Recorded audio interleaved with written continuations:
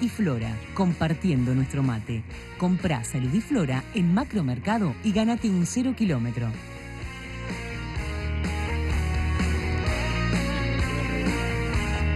Hasta Netflix cayó en la rodada acá en nuestro estudio, en las conversaciones que escuchábamos en la pausa. Hay de todo, porque ustedes están muy participativos y aparentemente muy preocupados por este tema. ¿Alguien recuerda acá Autor?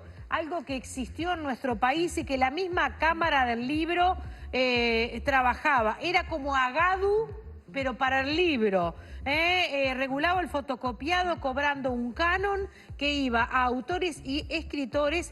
Funcionó desde el 2004 al 2007. ¿Qué pasó con eso? Y lo que pasó es que no se recaudaba lo suficiente, que apenas se alcanzaba para cubrir con el sueldo de la única persona que trabajaba, pero no para pagar ni alquiler, ni luz, ni teléfono, ni nada.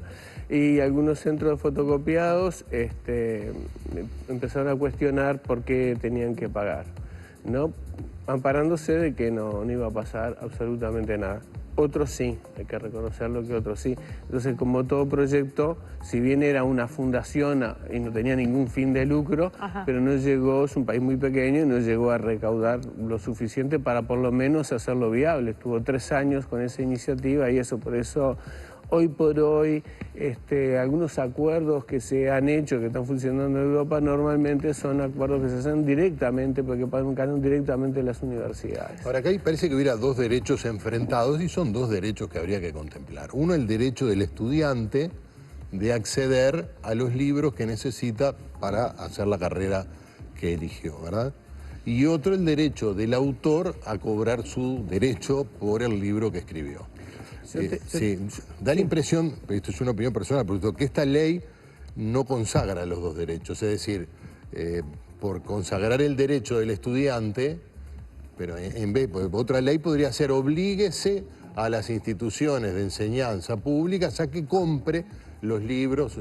Otra podría ser generar un espacio virtual, donde las instituciones públicas, la universidad o privadas también, paguen un canon cada vez que se baja digitalmente un libro, que obviamente sería un precio infinitesimal al lado de lo que cuesta comprar un libro, de donde participe para pagar los derechos de autor. Es decir, hay varias maneras que no... Sí, te digo, hay muchísimas maneras, porque también hay otras editoriales que ya ofrecen su fondo bibliográfico en alquiler, o sea, la universidad contrata por un año determinada cantidad de libros y también sale... Sí, pesos, estamos hablando que son libros de estudio concretamente. Siempre son libros de estudio. Digo, vamos a salir que salen menos de 20 o 30 pesos, va a depender del volumen. Lo mismo si compro 10 libros que si compro 2000, digamos, ese arrendamiento. Esos son libros de papel. No, son libros virtuales. Libros virtuales, son ebook, en el cual digamos, hay muchas alternativas.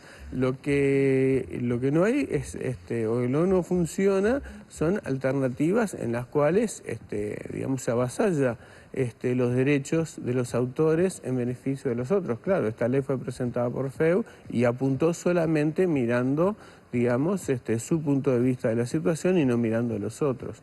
Así que hay muchas cosas para hacer. La Universidad de la República debería tener un presupuesto para compra de bibliografía muchísimo más serio, de acuerdo al tamaño que tiene, y no lo tiene. Y eso también hay que decirlo y hay que defender. Se necesita que la Universidad de la República tenga un presupuesto muchísimo más grande. Tiene la infraestructura, tiene las bibliotecas, tiene el bibliotecoro y no tiene el presupuesto adecuado para la demanda y la cantidad de estudiantes que tiene. Entonces, se puede atacar desde muchos lugares y muchas alternativas la solución de este problema. Pero, digamos, lo que no se puede tomar es decir, gracias por tu aporte, tu fondo y todo el trabajo de ustedes es ahora público, no vamos a pagar absolutamente nada y el aporte que ustedes hicieron para la educación es 0 y muchas gracias, y de aquí no sabemos cómo se van a seguir haciendo libros nuevos o cómo se van a seguir proveyendo de libros que vienen del exterior, porque hay mucho material universitario técnico que no se desarrolla acá. Digo, no desarrollamos esa tecnología ni los libros, entonces hay que traerlo. Entonces tenemos que hacer viable todo esto de una forma que digamos, que nos pueda llevar adelante. Y no es uno contra otro, es buscar caminos justos, porque cuando la gente conversa puede encontrar, y si yo me siento a hablar con otra persona y vemos qué cosa les impulsa, yo puedo entender y le explico cuál es mi punto de vista, ahí podemos llegar, si hay buena voluntad, puntos de vista y soluciones. Sotelo, usted que es medio mediador. No, estaba pensando si todavía es posible, porque ya hay media sanción parlamentaria y esto significaría hacer otro proyecto de ley prácticamente, ¿no? No sé si va dirigida a mí. Sí, dale. Respondo. En primer lugar, que yo obviamente recojo el guante de lo que plantea Jorge hacia el resto de la audiencia. A ver, nosotros tenemos un diálogo, no es que estamos en un ring, somos colegas, los dos somos universitarios, tenemos afinidad y coincidimos creo que en el 99% de los aspectos de este problema. Es decir, que hay un gran margen para acordar, yo coincido, y todos los caminos que sean de diálogo y de equilibrio creo que son los mejores y son aquellos por los cuales hay que apostar. Nosotros hemos tratado, ahora cuando tú decías otras soluciones, bueno, recuerdo cuando cursaba facultad en el periodo anterior, en el decanato estaba entonces la escribana Dora Bagdasarian, la facultad, su biblioteca, multiplicó por 14 veces la compra de libros. Aumentó horarios, o sea, ese es un tema que la gente tomó pauta medidas que son muy buenas. Ahora, y que estuvieron bien, pero además hay otras situaciones que de a poco hay que ir discutiendo y conversando. Tú preguntabas, ¿esto se puede tener una vuelta atrás? ¿Puede ser modificable? Esto es algo que hay que conversar. La Cámara de Diputados no lo va a votar, ya lo sabemos, a tapa cerrada. Quiere decir que hay gente que quiere introducir más modificaciones y hay otros grupos y colectivos que pretenden que se quiten algunas de las modificaciones o excepciones. En concreto, a mí me parece que el proyecto es razonable y una prueba de ello es que, como decíamos hoy al inicio, en general, pero además todos sus artículos, con excepción de 2 artículos que eran estos, copia privada y la derogación del delito, fueron votados en particular, es decir, esa redacción, ese artículo, por unanimidad. Todos los senadores presentes de todos los partidos lo votaron. Quiere decir que es una muestra que se trata de un proyecto que es razonable, al menos esos artículos. Entonces, tenemos un proyecto grande, tenemos un pequeño, 2 artículos nada más, una pequeña parte a modificar, que seguramente, por supuesto, son los que a la Cámara quizás más la ponen nerviosa, que más quieren trabajar en eso, y nosotros estamos para trabajar en eso. Entonces, yo reitero, creo que se han tratado otras soluciones. Bueno, el Centro de Estudiantes de Derecho, por ejemplo, lo comentamos, el año pasado entregó 500 tablets con los materiales cargados, con buena parte de los materiales de la legislación cargada. Cierto. Fíjense que en Uruguay tenemos, a partir del 2005, o 2007, Plan Ceibal para primaria, luego se extendió a secundaria.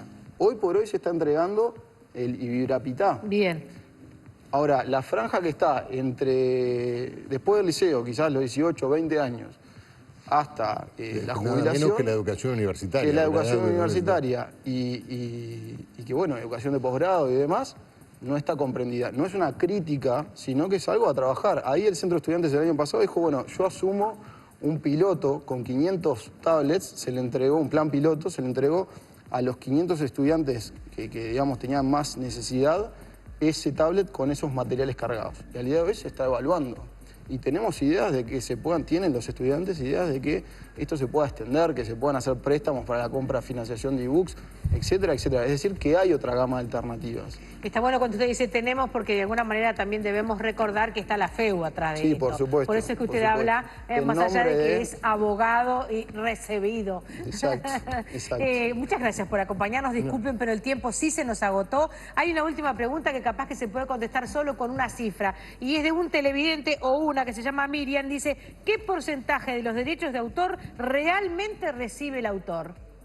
El autor recibe normalmente, eso es un acuerdo que hay entre un contrato privado, sí, pero normalmente el estándar es un 10% del PVP de la librería. El precio de PVP, venta. El precio de venta al precio de público, venta. perdón. Ajá. ¿No? O O sea sea, hay toda una cadena, que está todo el trabajo de la Bien. editorial, todos unos costos, o sea... Porque están los derechos de la editorial en el medio. Hay derecho a la editorial, o sea, la editorial es una inversión, tiene un equipo técnico que transforma, digamos, un borrador, ¿no?, en un libro, y allí esos procesos en un libro universitario pueden tardar años.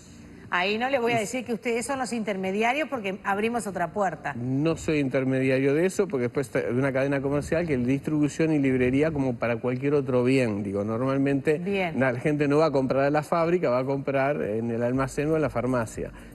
Hay todo un canal allí de distribución que hace posible y termina con una tarjeta de crédito financiando en cuotas. Yo y ofrecí cobrando mi comercio. mesa, Sotelo, para que lo Bueno. resuelvan acá. Con mucho gusto y con salud y flora. Perfecto. Pero salud y flora es para que se la lleven. Pero Hay se diferentes, puede organizar o sea una que mateada. como no hay una de posición entendimiento. homogénea, cada uno de nuestros invitados se lleva una salud y flora Claro, distinta. ahí está, exactamente.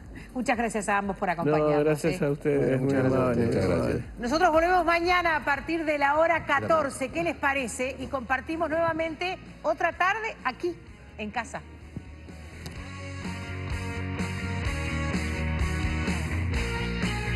Presentó Salud y Flora, compartiendo nuestro mate. Comprá Salud y Flora en supermercados El Dorado y ganate un 0 kilómetro.